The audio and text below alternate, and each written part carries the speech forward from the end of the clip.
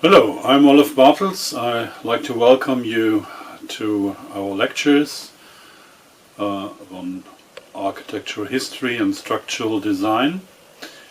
I will give the lectures about architectural history, and my colleague Professor Annette Böckle will give the lectures on structural history of structural design.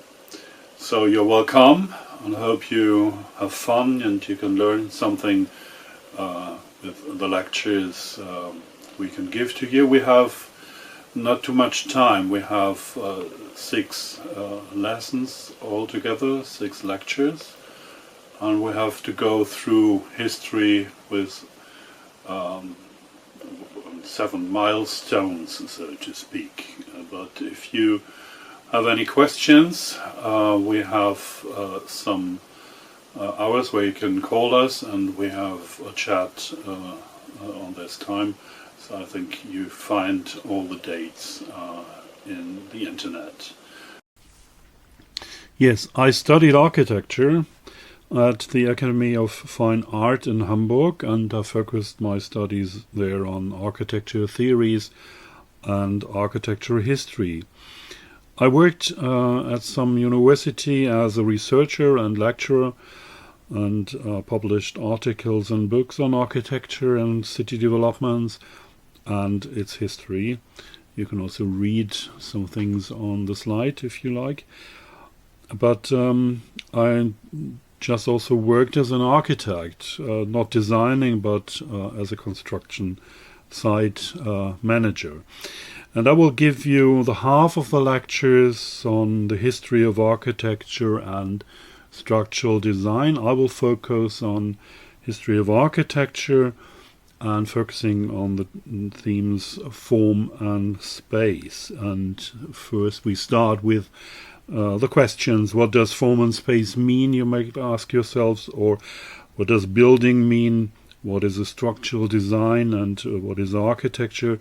Well, I'm sure you found your answers already, otherwise you won't sit here and listen to these lectures.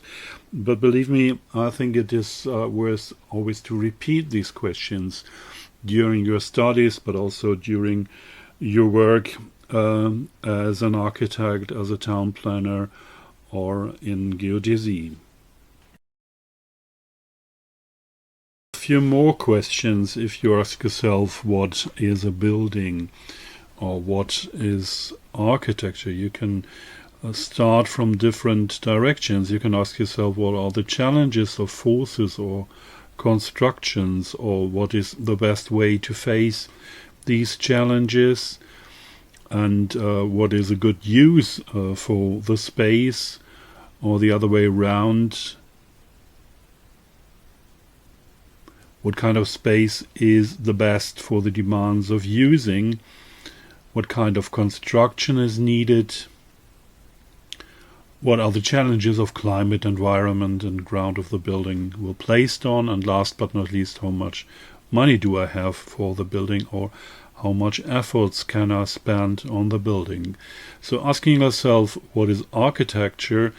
You also can look in the history, and you can ask some people, some guys, some architects, some female, male architects, how do they find the answer on these questions, and how started they to reflect the question, what is architecture, or what is a building?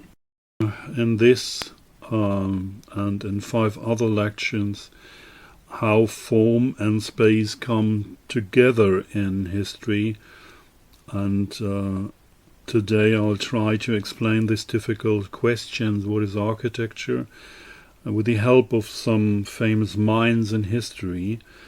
Let's start with someone who was well known, or still well known among all architects until the 19th century, and he is a real star.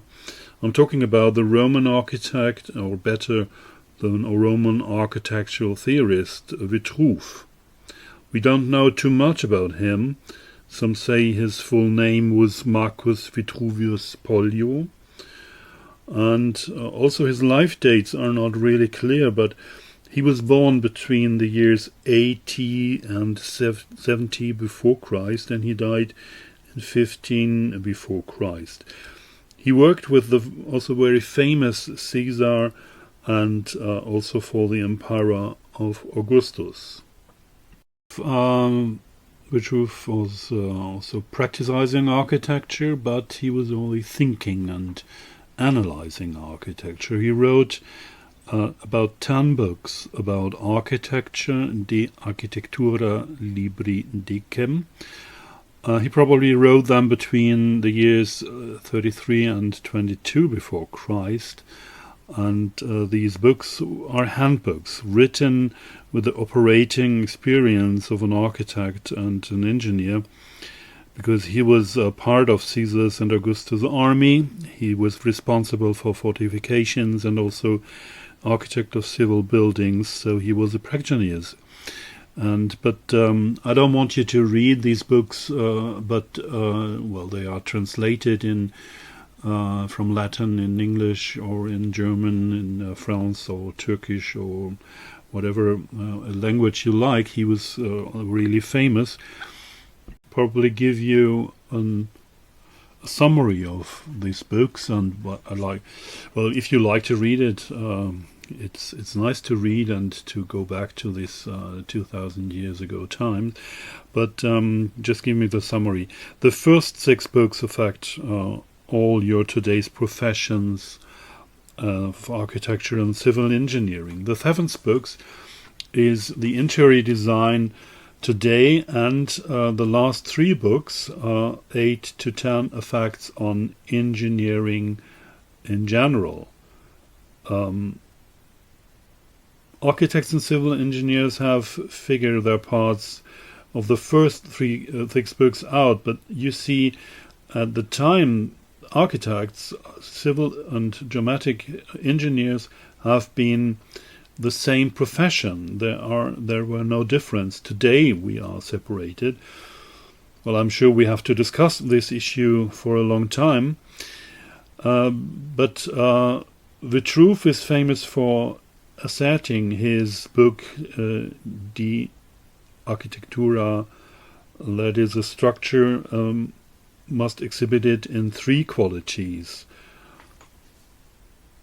And these qualities are firmitas, the stability, venustas, the beauty, and utilitas, utilities. And it is not enough to give one of these qualities the whole value. They have to work all together in a triangle. So if a building is not stable, it's not worth. If it is not usable, it's useless. And if it's not beautiful, it's also worth. So all 3 qualities have to work together and be present at the same time. You might ask yourself, what is he talking about? Theories, and we would like to see some buildings and not to think too much. But I think if we're talking about history of architecture, we have to think these things together. What did the architects think about architecture, about buildings, and what did they build? And if you go, for example, to Rome, to Athens, or if you go through Italy, through Turkey, Greece, or whatever, you will find a lot of examples of these kind of architecture. I will come back to this architecture later in later lectures. So take these images of Rome to get yourself inspired of the architecture which was built during the lifetimes of Vitruve. And as I told you, it is worth to go traveling if Corona lets us and gives us the chance to go through the world again. Years later, a guy named Leonardo da Vinci came back to the thoughts of Vitruve and the scale of human beings should in his eyes be measured, and he made this very famous graphic which we know all over the world. Now today we know that the scale of just one man, one European white man, cannot be the human scale for architecture all over the world. well, there are women, there are small people, children's, other small peoples. So the meaning of human scale changed, but we can see that the human being should be in the center of thoughts, in which Leonardo was working, was called the Renaissance, the rebirth.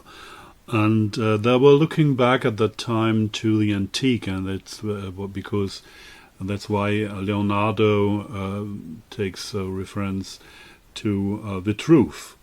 But at that time, there were other people thinking about architecture, thinking about mankind. Yeah, well, this epoch started in the 15th century and was holding on until the 16th century. This guy I want to introduce to you is called Filaret, and his original name was Antonio Pietro Avellino. He wrote also books and or many books. For example, the Tractate of Architecture by Filaret, Trattato di Architettura, 1461 to 1464, a huge work, a book of 25 volumes. And Filaret means, by the way, the friend of goodness. So that shows also the human human being in the center of thoughts during that time. He was an architect, an engineer, of course, an architectural theorist, but also a sculptor, a milieu, a producer of medals. Leonardo were men of the Renaissance, the rebirth. So it means the rebirth of ancient times, especially the times of the Greek and the Roman times. And his tractate is about architecture and about the ideal or perfect city. But let's start with some basics. You see Adam, the first man, if you are religious and believe in the Bible and the Quran, or if you're Jewish. He's shelterless. He's lost paradise, so he needs something to prepare him against sunshine, sometimes against the rain, and you see him, so to speak, in his first skin, if the skin, the real skin of the first skin, without clothes, which could be the second skin, and without architecture. So architecture is something in basic. I think that's what Filaret likes us to say. Is something that gives you shelter from the influences of the environment, of the surroundings. So then Vitruve and also Filaret, they start their thoughts, they structured their theories with the so-called primitive hut. In German we say Urhütte.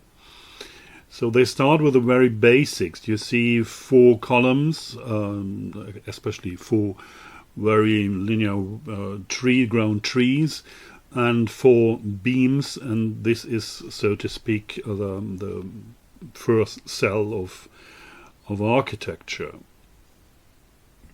Also an image from the theories of Filaret, and you see the people, the man working and building houses, and you can see they wear clothes.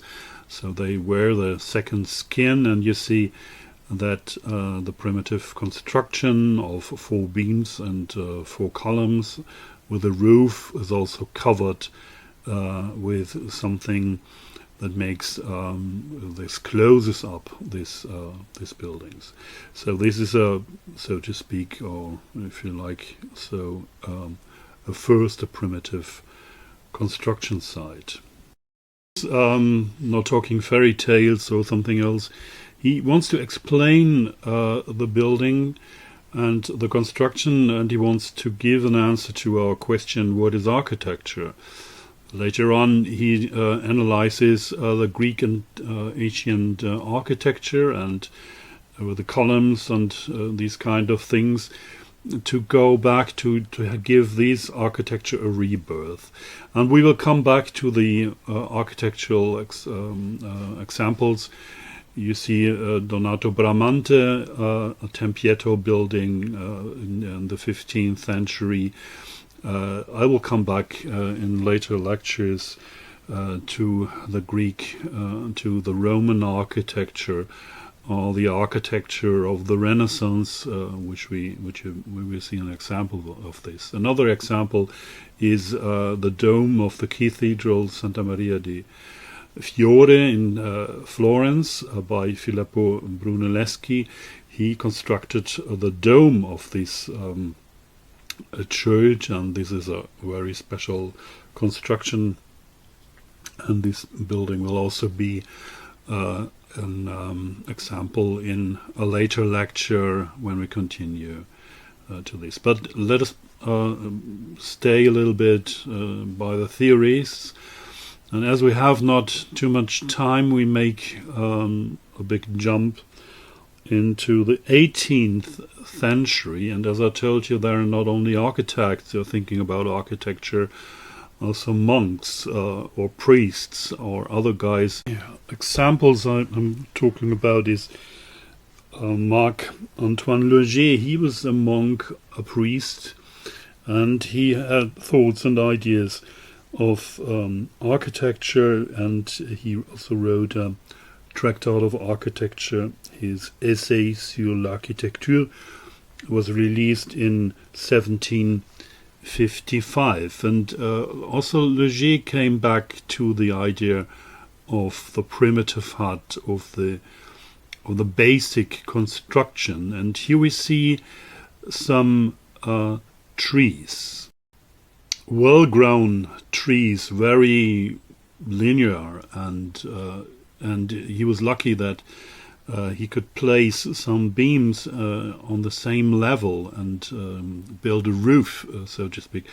What is interesting in this picture is that you can't see where the shelter comes from, and it seems to be that the nature gives the shelter for these little angels standing in front who are supposed to live there. And it is a combination. It is something in between the artificial building and the shelter given by the nature. The lady teaching the small guy in front something about architecture, and she starts, so to speak, with the primitive hut, with a basic of wall, of columns, of how to build a space. And you see down on the right that she has also some elements of the ancient architecture. I think she will continue her lections to describe these elements. And we have to know that this period of time in the first 18th century is something like a rebirth again, a new renaissance. We called it the epoch of enlightenment.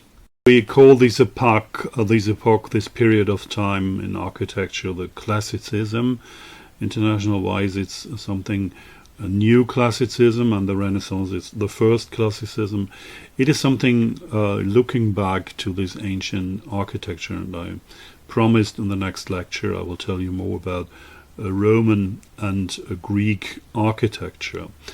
And if you like to see some examples of architecture from that time, in this time they are not very far. If you go to Altona or to other places, you can see the architecture built by Christian Frederik Hansen. He was a Danish architect, and Altona at that time was ruled by the government in Copenhagen, so Christian Frederik Hansen was sent to Altona to build these houses.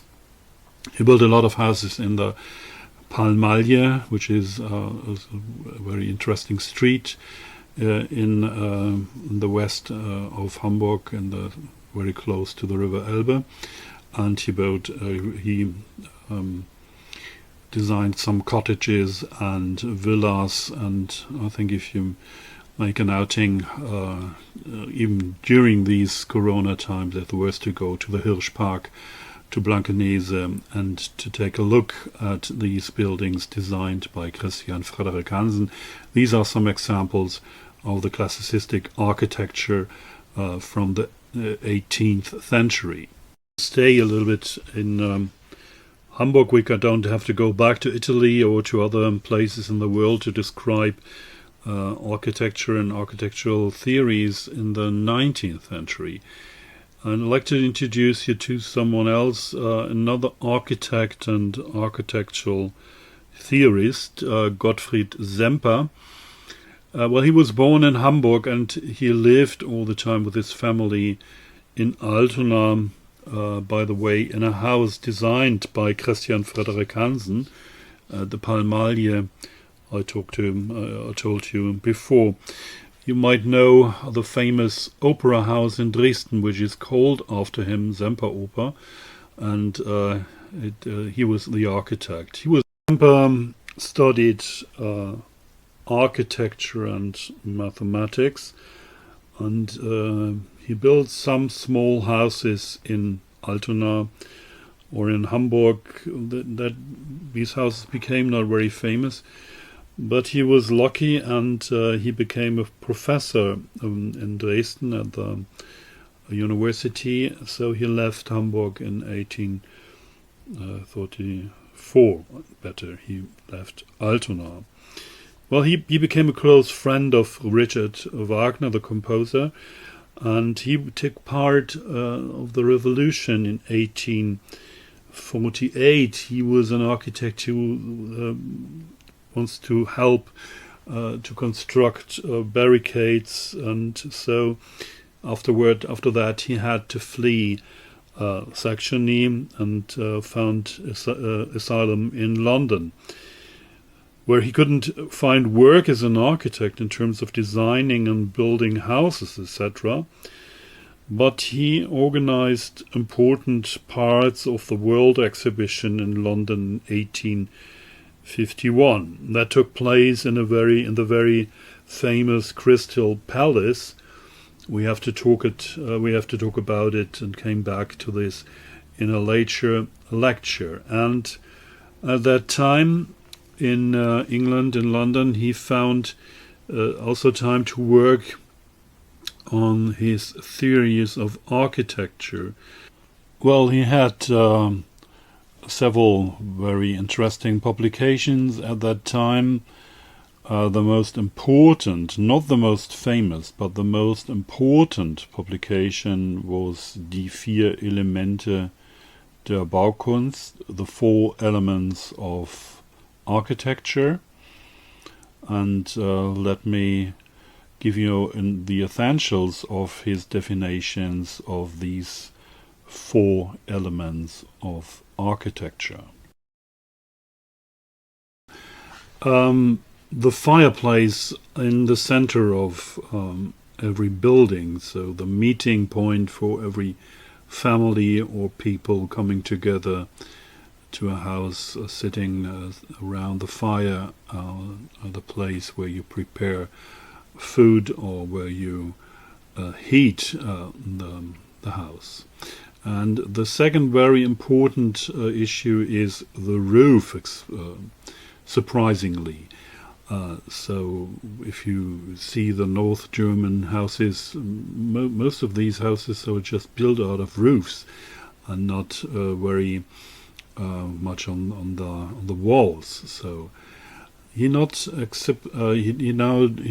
focusing on the roof, on the wall, but he says a house needs an enclosure, something that makes a difference between outside and inside. And indeed, every house needs a fundament or a substructure, something where the house is built on. Also, to an answer to our question, what is architecture? If we listen or read these theories of, for example, made by Gottfried Semper, and well, the substructure, the underground construction, the roof as a building on top, the fireplace as a social center in it, and the enclosure what makes the difference between outside and inside. And but Gottfried Semper, the mathematic, found a formula to describe also architecture. I think this is almost this is also very interesting to take a look at. The Y is assembling all factors and influences on architecture, as we have the F as a constant for the constant parameters like using, etc. We have X, Y, Z, etc. as variable parameters, like, and there he calls first material, the second the local and ethnological, climatic, religious and political conditions. And the third point is very important, the personal influences.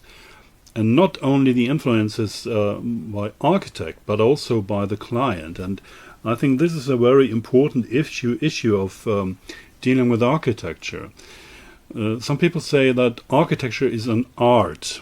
Well, of course you can think that it is an art, but it is an applied art, and an architect has to react on the demands of the client. So it is more a dialogue between the architect and the client, how the house should be.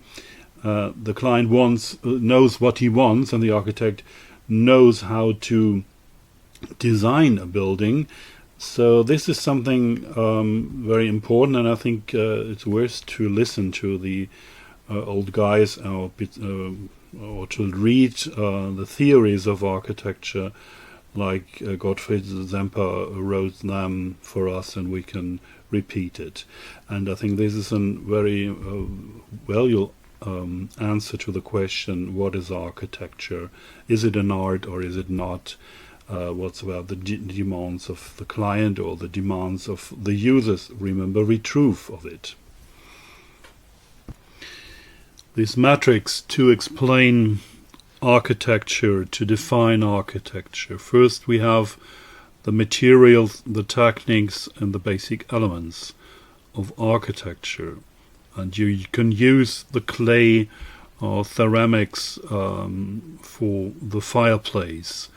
And you need wood, the carpentry, to build the roof, and you can use textile, the technique of weaving, to define the enclosure, and the stone and the technique of bricklaying to build the substructure. And what I've found very interesting is to define textile, the weaving for the enclosure. Today we have the bricklaying, or we have the concrete, we have other techniques to design and to construct a facade. But here, and this is very important for Gottfried Semper, that he defines the enclosure as a textile. In a later theory, which is called the theory of clothing in German, Bekleidungstheorie, there he explains the textile, the meaning of textile for architecture a little bit more, and I will give you later an example where we can describe it very good. This is the theory of clothing, the Bekleidungstheorie, which he published in his most famous publication, Der Stil, the Style and Technical and Tectonic Arts, which he planned to publish in 3 volumes, but made just 2. But I would like to show you this little example of a Caribbean hut, and this is something where Semper likes to explain the elements of architecture, or to build a roof or a facade in a very easy way. Very important that he makes a difference between the construction with beams and columns, and the enclosure. So the enclosure is something really separated, and he can use for that textile, or you can use wood, you can use lining or cladding. It's so to speak die Verkleidung einer Wand. The principle of textile with colors and patterns, and so it always brings in a reference to the textile. Important, a wall has a limit of space, a clearly defined line between inside and outside. In Germany we have a word for it, it's called Raumabschluss. It's very difficult to translate it in architecture, but that means architecture as the third skin of a human being. And I think this is a very essential thing declared and explained by Semper theories, and the fireplace as a social aspect of architecture, the communal space, the communal ground. And this brings me to other examples we have all over the world, that architecture is not a self-reflecting art. It is a fine art, but it is an applied art. In German we have the words Kunstgewerbe or angewandte Kunst, applied art. And this is something I think what Semper wants to declare with these examples, coming back to the World Exhibition of Architecture in 1851 in London, where he designed also some parts of the exhibition, the Swedish part, the Canadian part. I have two pictures here on the slide for it. And the Turkish part, or the part of the Ottoman Empire. Unfortunately, I have no pictures for that. Back to an issue what you probably be asking yourself: how can a house exist without a wall? But if you go back in history, or if you go around the world, for example to New Zealand, and you see how the Maori people constructed their assembly halls, they have the idea that the canoe, which is a very important thing in their lives, is turned upside down, and then it builds a roof, and the rows are, so to speak, the beams, the columns, what you see on the picture up to the right. And if you go to, for example, to modern times, to the 20th century, the architect Max Taut designed a holiday home on the island of Hiddensee, and the idea was to have a boat upside down and to live under this boat. So the main construction of a roof is referented to a boat, and so you see, to cover a space, to have a shelter, sometimes it don't needs more than a shell or a boat, and not only a wall you can build with brick step by step. So to define architecture, to describe and to explain architecture, you always have to look what do people need, and what do they do, what efforts they take to achieve a shelter, or to achieve something they need for what they like to use the architecture for. Last guy I'd like to introduce to you in this lecture is Rem Koolhaas. You might know him, perhaps he is very famous, and he gives interviews to magazines like Süddeutsche Zeitung Magazin, or to other architectural magazines.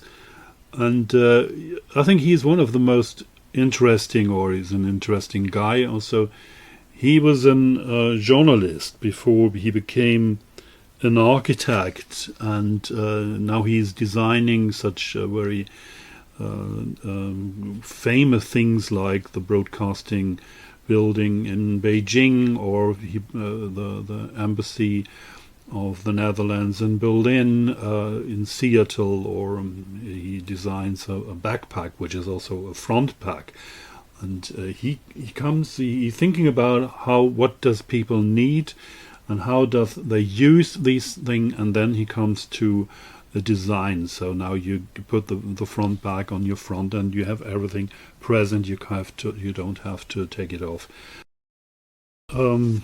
Rem Koolhaas agreed to the thing when the interviewer asked him. He says that if a sculpture has a toilet inside, it is architecture, not a piece of art. So this is another term, or another explaining of what is important of architecture, that architecture has to be useful. And architecture defines a space, also sculptures to do this, but we need something to design something useful, and that brings us back to the three qualities Vitruve demands for architecture. Firmitas,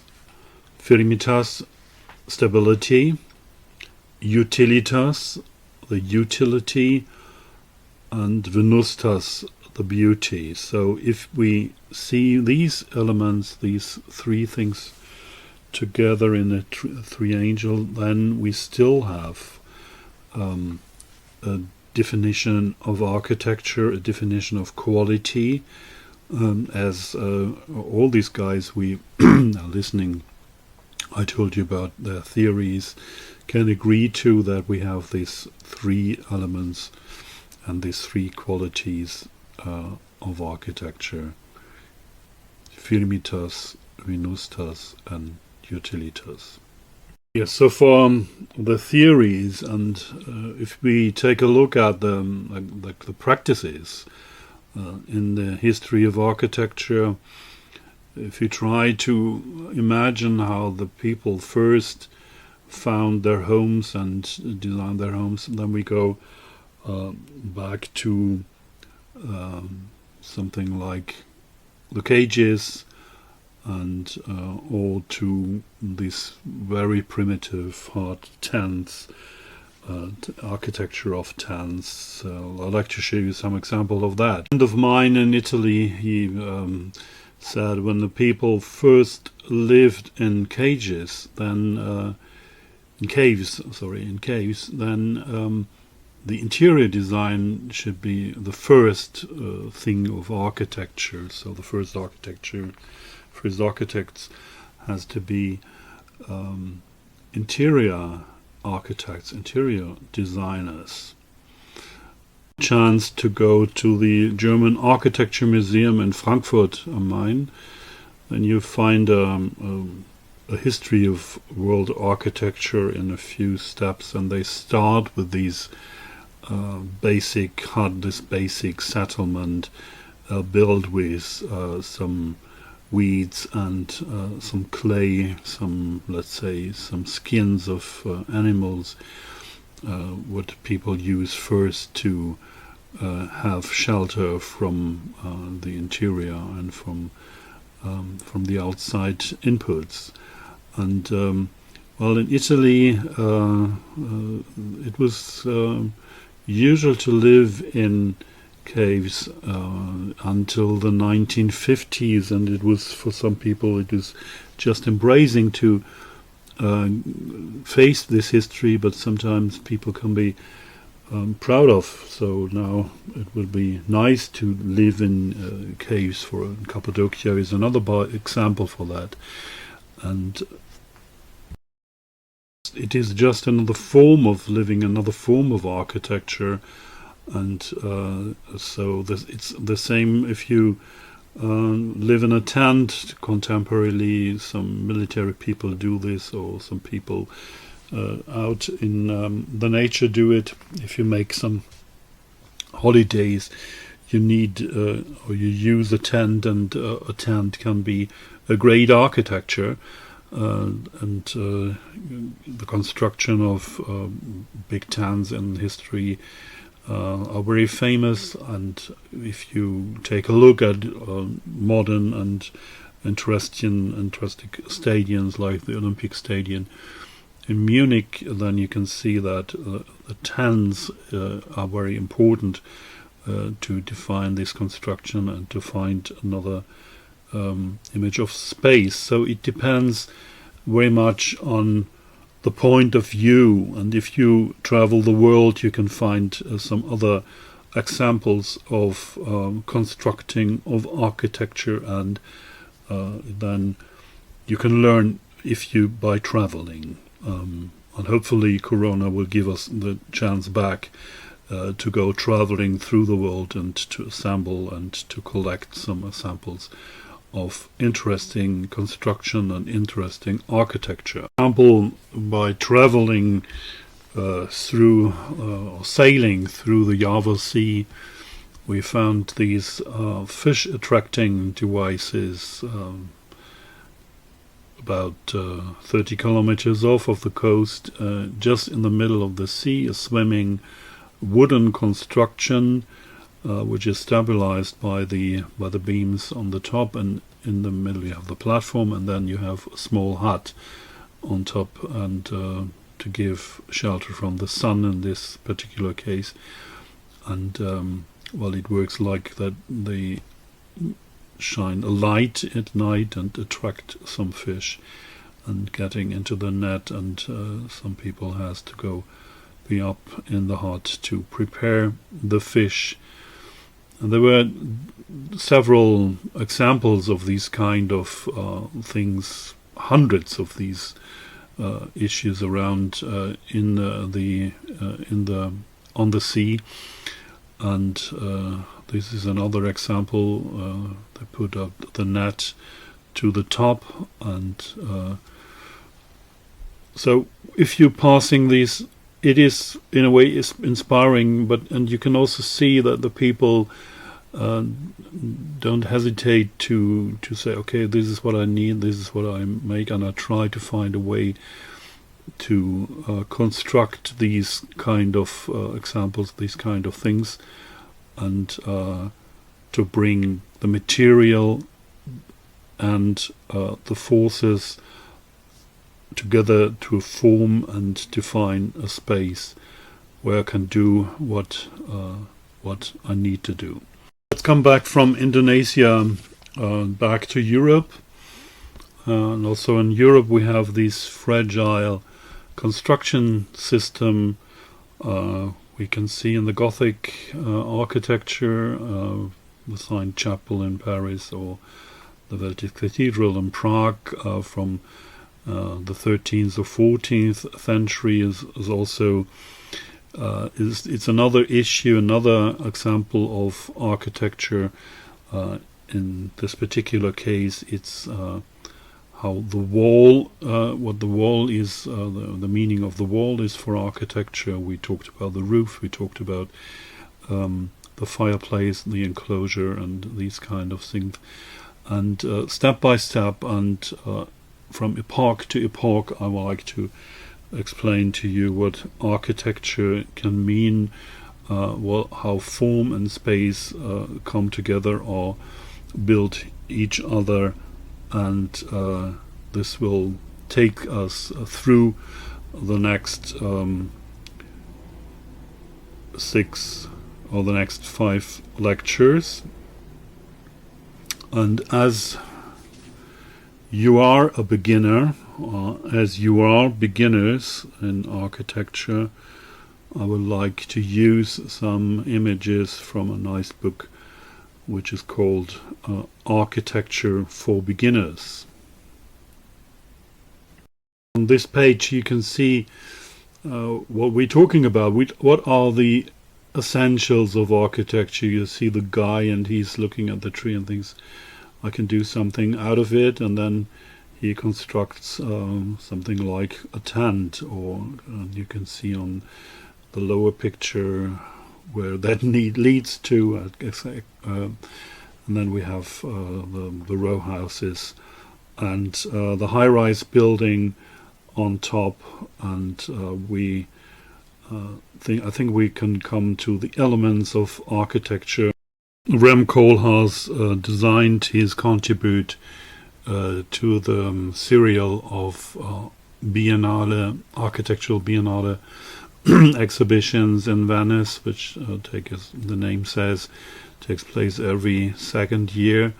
And in his particular case, he just focused on elements of architecture like balconies, you can see in the left on the top, or toilets, which you can see on this seat.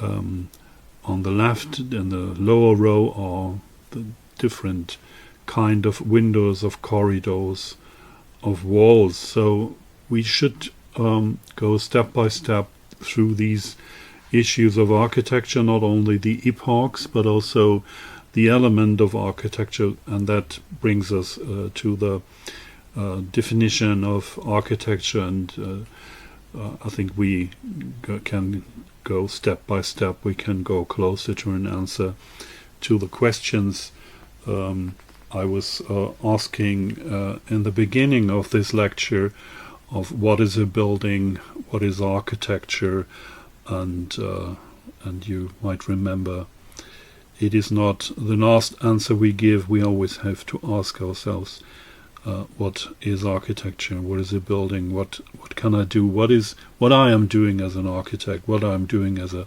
town planner, or when I am doing geodesy? And step by step, I think we're gonna get closer to some answers. So at the end of this lecture, let me quote Friedrich Schiller. He says in 1795, in his writings on the aesthetic education of man, Letter 12, die Schriften über die ästhetische Erziehung des Menschen im 12. Brief, that the game mediates between mind and sensuality. So don't hesitate to take these play tools, these toys with Lego, for example. Try construction, space and volumes with these kind of things. Try to build a wall. Take a look what the wall makes. How is it possible to construct something? You can also use other examples like the nano blocks, which is the small version of Lego. You can also use Jenga, which is a very nice game to deconstruct or to destruct, and then you can learn a lot about what is construction and what is destruction, what makes the structure with the space, how is space defined, inside, outside, what are the limits of the space, and all what I was talking about in this lecture. You can get deeper in these issues if you try to do these games. And this is something for a homework. You might be surprised to get a homework in a lecture, but if you like to go deeper in this issue, it is worth to do these kind of things. I hope you enjoyed this lecture, and we see us in 2 weeks again. Then I will upload a new volume of these lectures. Every second week I will produce another film. Thank you very much and have a nice time. Bye bye.